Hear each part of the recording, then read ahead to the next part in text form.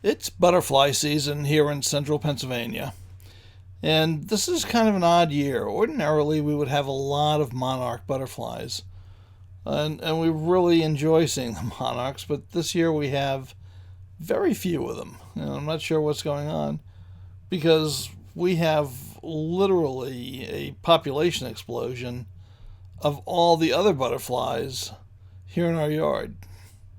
So, monarchs, if you've got YouTube, if you have Wi Fi, drop by our house. We're looking for you.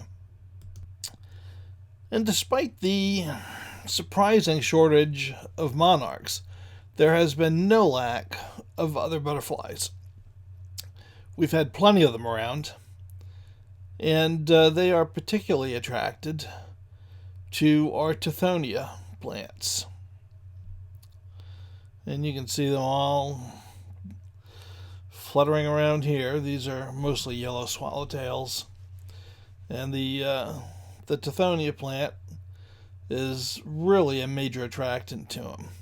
And it's a pretty neat plant in its own right. This plant is not a sunflower at all. It's actually a relative of the daisy. And it's a native of southern Mexico and Central America. But these colorful blossoms, and this is an orange one, really do attract butterflies. They are just incredibly drawn to it. I have to assume, though I'm not a butterfly, that the nectar must taste incredible to get so many of them coming down, but they absolutely flock to it. So, if you want to see butterflies, plant Tithonia. Of course, this is the orange Tithonia, which we have been planting for years over here. And as I say, it has never let us down for attracting butterflies. They absolutely love it.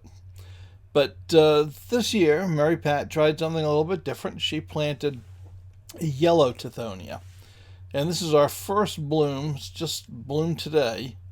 So we'll see if that delivers the way the orange variety does. Well, the most common butterfly that we have in the garden this year would be the yellow swallowtail. And they're beauties, but they're not all we have. Here's a silver skipper, and they're pretty neat as well. And there's a black swallowtail. We don't get many of those, but we see enough of them. Maybe one for every 10 of the yellow swallowtails. Butterflies are such elegant creatures.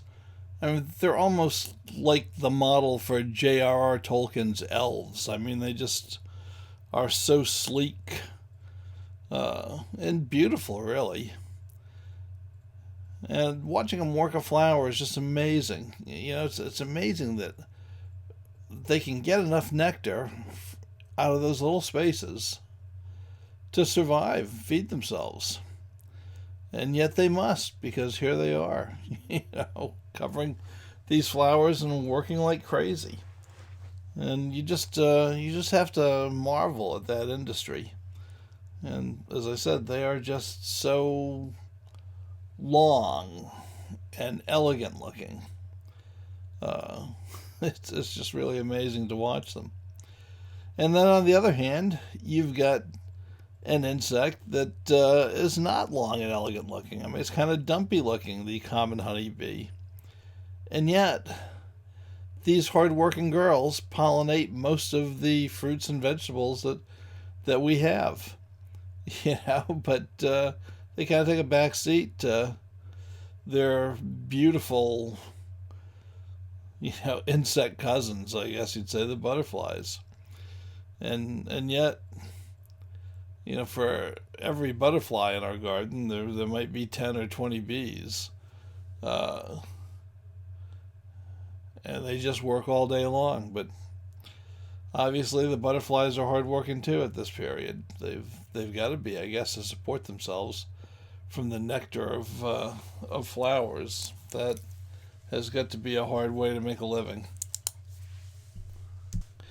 And yet, they seem to be able to do just fine. You can see.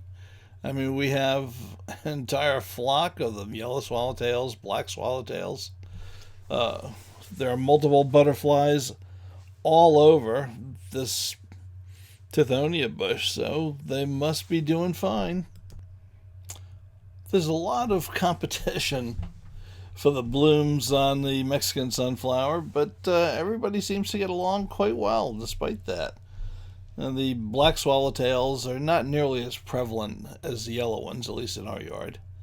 But, we certainly have them. Well, like I said, the ratio may be 10 to 1, but it's always nice to see a little diversity in the gardens, as we like to say.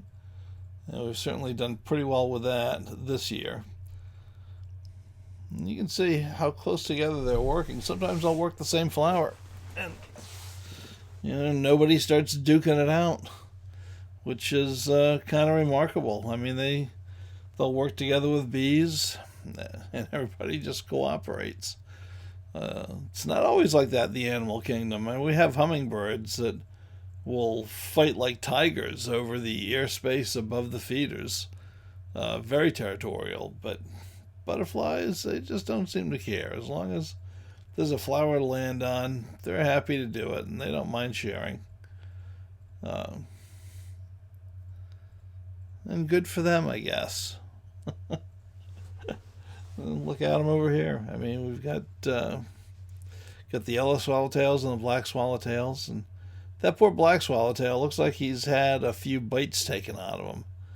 I often wonder if the birds are catching them and they get away. You usually see the swallowtails themselves eating off of these guys.